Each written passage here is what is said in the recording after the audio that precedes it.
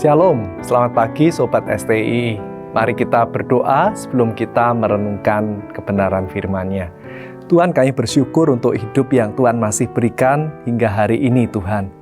Kami ingin melalui hari ini dengan bekal dengan firman kebenaran-Mu yang akan menjadi kepegangan buat kami di dalam menghadapi hari ini.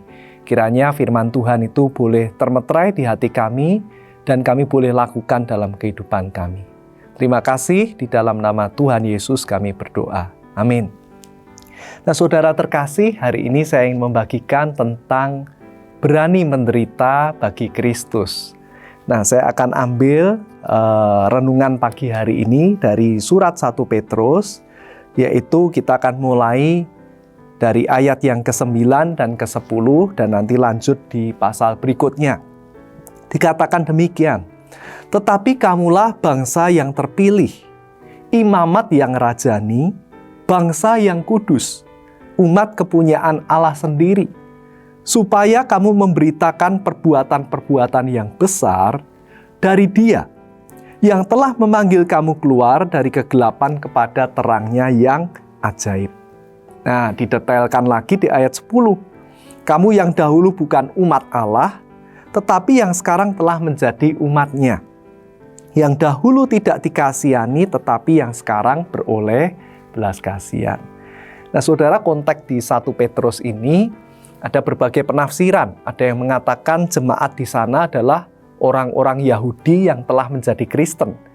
Namun mereka tinggal di tengah bangsa-bangsa yang tidak mengenal Allah. Penafsiran yang kedua berkata, mereka adalah orang-orang non-Yahudi, tapi yang telah bertobat menjadi Kristen. Nah, yang manapun dari keduanya, masalah yang mereka hadapi adalah sama. Ketika mereka menjadi orang Kristen dan memiliki gaya hidup sebagai orang Kristen, mereka mulai dimusuhi oleh sekitarnya. Mereka mulai ditekan dan dianiaya oleh sekitarnya. Nah, maka untuk menguatkan mereka, tadi ditulis, di sini ditegaskan, engkau itu sudah dipilih. Engkau sudah dipanggil keluar dari kegelapan menjadi jemaatnya Allah. Engkau sudah dikuduskan. Engkau menjadi satu kumpulan yang spesial, milik Allah sendiri. Dan engkau dikhususkan untuk satu tugas khusus. Engkau dipisahkan dari dunia untuk apa?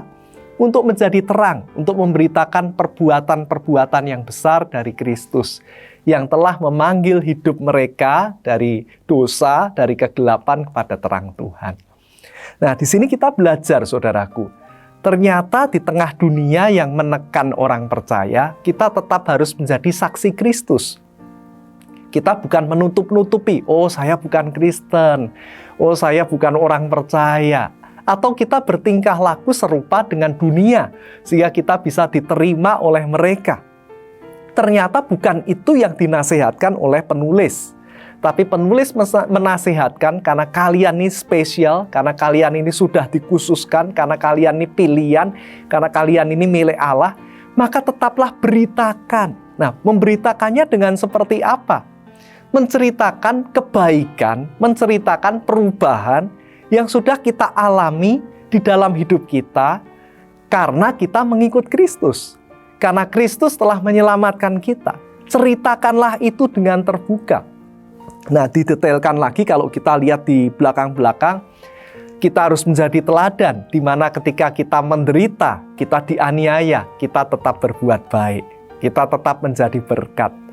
Kita harus menjadi berkat di mana lingkungan kita berbuat dosa, tapi kita tetap hidup dalam kebenaran. Jadi inilah yang dinasihatkan oleh penulis, sekalipun kau mengalami tantangan dan aniaya, tapi tetaplah jadi terang. Tetaplah tunjukkan bahwa orang Kristen, bahwa anak Tuhan itu punya lifestyle, punya gaya hidup yang berbeda. Lalu saya akan lompat ke pasal 4. Di judul perikop yang terakhir sebelum pasal 5, di situ dikatakan menderita sebagai Kristen. Nah, saudara-saudara yang kekasih, janganlah kamu heran akan nyala api siksaan yang datang kepada kamu sebagai ujian, seolah-olah sesuatu yang luar biasa terjadi atas kamu. Sebaliknya, bersukacitalah sesuai dengan bagian yang kamu dapat dalam penderitaan Kristus. Wow, luar biasa, saudaraku. Saya lompat ke ayat 15.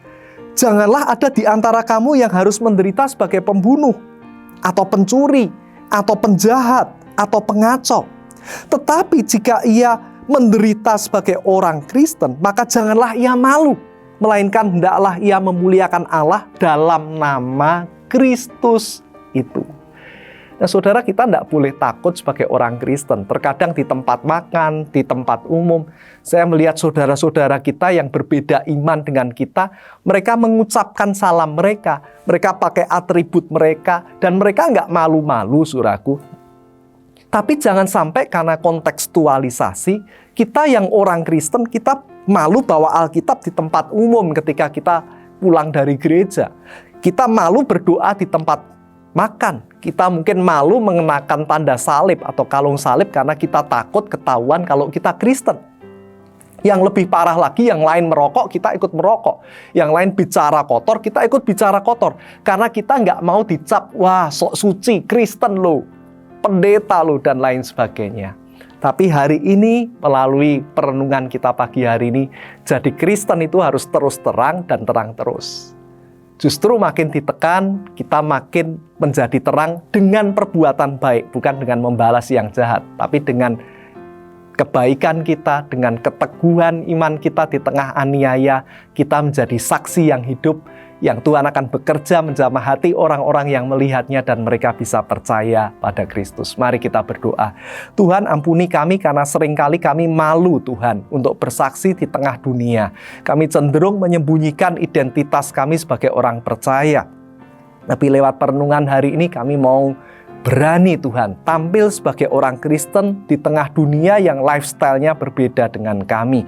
Sehingga kami boleh tetap menjadi terang, dan kami percaya Tuhan turut bekerja untuk menjamah hati orang-orang di sekitar kami, sehingga mereka akan melihat, memuliakan nama Tuhan, dan percaya kepada Tuhan Yesus.